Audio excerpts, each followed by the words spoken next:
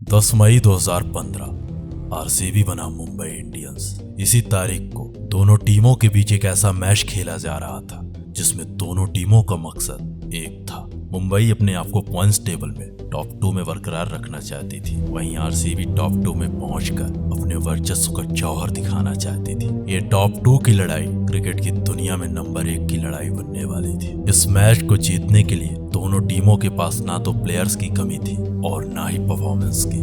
एक तरफ हिटमैन जैसा कप्तान था तो दूसरी तरफ विराट जैसा किंग था।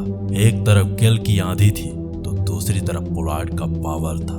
एक तरफ मिस्टर 360 था तो दूसरी तरफ यॉर्कर्स का किंग लसित मलिंगा था। दिग्गजों से सधी हुई ये दोनों टीमें एक ही मैदान में एक ही मैच में एक दूसरे के आमने सामने थी। ऐसे हालात में प्रारंभ होती है एक ऐसे मैच की कहानी जिसमें एवी का स्टॉर्म आया था। नमस्कार, आप देख रहे हो द डॉक्यूमेंट्री का स्पेशल एपिसोड, कहानी एवी के स्टॉर्म की।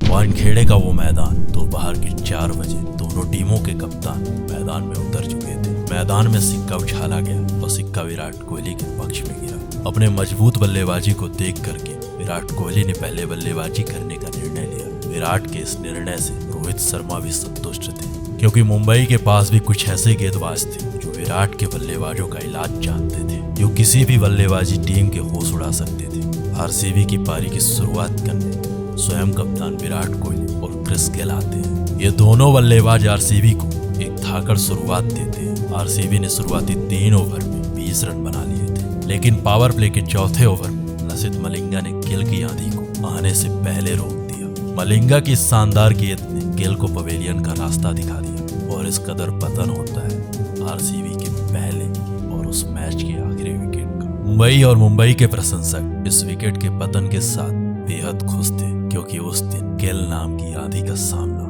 मलिंगा ने अकेले अपने दम पर कर लिया था। लेकिन मुंबई की ये खुशी ज्यादा देर तक नहीं रहने वाली थी, क्योंकि मैदान में अब एक ऐसा शख्स आने वाला था जिसके नाम के किस्से, जिसके कारनामे के कारनामे विरोधियों की जुबान पर जिंदा रहे,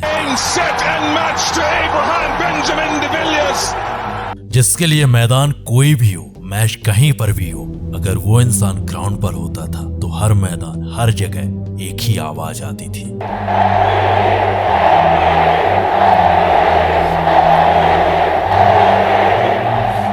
उसका पराक्रम, उसका खेल, उसके स्टाइल क्रिकेट की दुनिया में अद्भुत थी। वो इंसान क्रिकेट की दुनिया में नाम नहीं, खुद का एक ब्रांड था। AB de Villiers would be the most complete player. I love de Villiers. AB de Villiers. AB de Villiers. AB de Villiers. AB de Villiers. AB de Villiers. उसकी सेंट्री से वानखेड़े के इस मैदान में हलचल मच चुकी थी। उसका ये अंदाज एक बड़े मैच का आगाज था। चारों तरफ एक अलग ही गूंज थी। उसके पराक्रम का हर इंसान दीवाना था। उसे हर कोई बल्लेबाजी करते हुए देखना चाहता था। एक ऐसा शख्स मैदान पर आता है जिसके फैन गेंदबाज भी थे, जो किसी भी टीम के गेंदबाजी क्रम को अकेले अपने दम पर ध्वस्त करने की ताकत रखता था।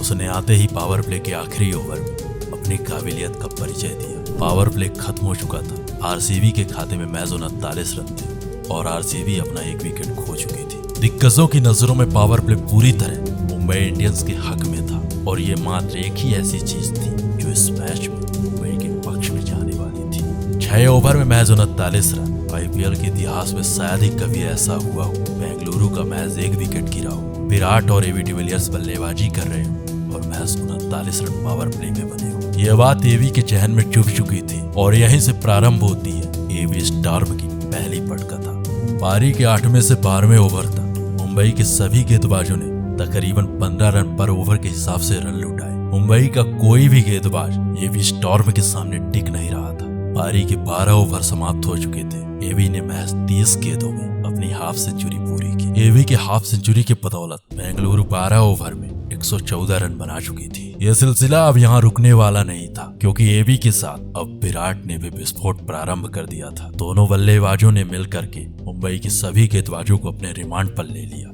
एक तरफ से एवी कूट रहे थे तो दूसरी तरफ से विराट फोड़ रहे थे। देखते ही देखते दोनों बल्लेबाजों ने अपने टीम के स्कोर को महज 15 ओवर में 150 के करीब पहुंचा दिया।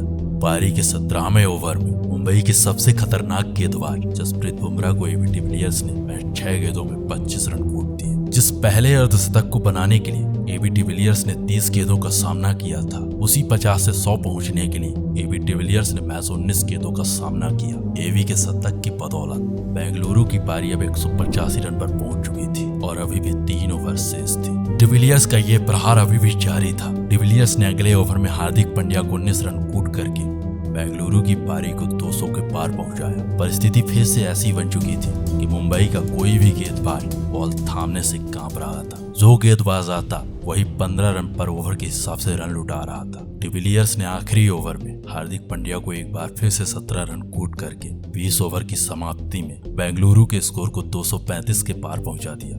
20 ओवर का खेल खत्म हो चुका था। बेंगलुरु के खाते में 235 रनों का विशाल लक्ष्य था, जिसमें से 133 रन अकेले एबी डिविलियर्स के थे। डिविलियर्स ने 19 चौके और 4 छक्कों की मदद से 59 गेंदों में 133 रन बनाए। एबी डिविलियर्स के शानदार पराक्रम की वजह से मुंबई के गेंदबाजों का हाल कुछ इस कदर था।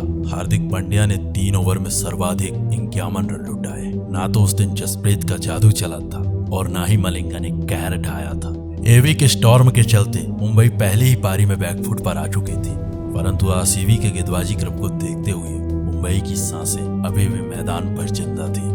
मुंबई हर हालात में ये मैच जीतने की कोशिश करने वाली थी, लेकिन मुंबई के लिए उसकी ये मंजिल और उन मंजिलों की ये राहें आसान नहीं होने वाली थी। लेकिन कहते हैं कि उम्मीद में सारी दुनिया कायम है, और उसी उम्मीद में कायम थी मुंबई इंडियंस की उम्मीद। मुंबई की तरफ से पारी की शुरुआत करने आए पार्थिव पटेल और लैंडन सिमंस। पहले 3 ओवर में मुंबई की ये दोनों बल्लेबाजों ने 25 रन बना डाले। लक्ष्य इतना बड़ा था कि रिक्वायर्ड रन रेट 13 के करीब पहुंच चुका था, और इस विशाल लक्ष्य के दबाव में मुंबई का हर बल्लेबाज बड़े शॉट का प्रयास कर रहा था, और इसी विशाल लक्ष्य के दबाव में पार्थिव पटेल रन आउट हो जाते। पावर प्ले के 6 ओवर खत्म हो चुके थे और मुंबई 45 रन पर 1 विकेट थी। रिक्वायर्ड रन रेट 14 रन पर ओवर के हिसाब से था। इसी दबाव के चलते कप्तान रोहित शर्मा हर्षल पटेल का शिकार बन चुके थे। मैच की परिस्थितियां अब ऐसी हो चुकी थी कि हर ओवर के बाद मुंबई का रिक्वायर्ड रन रेट 1 रन पर ओवर के हिसाब से बढ़ रहा था, परंतु कायरन पोलार्ड और लैंडन सिमंस ने मुंबई को कुछ हद तक मैच में जीवित रखा। दोनों बल्लेबाजों ने मिल करके कुछ बड़े शॉट्स लगाए, जिसकी बदौलत मुंबई की उम्मीदें 12 ओवर तक जिंदा रहे, परंतु ये शॉट्स मुंबई की उम्मीदों को जिंदा रखने के लिए काफी नहीं थे। 15 ओवर का खेल खत्म हो चुका था। मुंबई के खाते में 135 रन थे और मुंबई अपने 3 महत्वपूर्ण विकेट खो चुकी थी। अब हालात इतने भयानक हो चुके थे कि मुंबई को पर ओवर में 20 रन बनाने थे, क्योंकि मुंबई को अगली 30 गेंदों में 100 रन बनाने थे, जो किसी भी हालात में नामुमकिन थे। और कायरन पोलार्ड के विकेट के बाद ये लक्ष्य मुंबई के लिए असंभव हो चुका था। एक छोर से मुंबई के बैक टू बैक विकेट गिर रहे थे, वहीं दूसरी तरफ लैंडन सिमंस मुंबई की एक बड़ी हार को टाल रहे थे। सिमंस ने मुंबई के लिए आखिरी तक बल्लेबाजी की और 20 ओवर की समाप्ति में मुंबई के खाते में महज 196 रन थे, लेकिन एबी की इस बल्लेबाजी ने मुंबई के लाखों प्रशंसकों को अपना दीवाना बना लिया था। एबी की शानदार पारी के बदौलत टॉप 2 में फिनिश करती है। ये रहा मुंबई के बल्लेबाजों का स्कोर कार्ड, और ये रहा बेंगलुरु के गेंदबाजों का पराक्रम।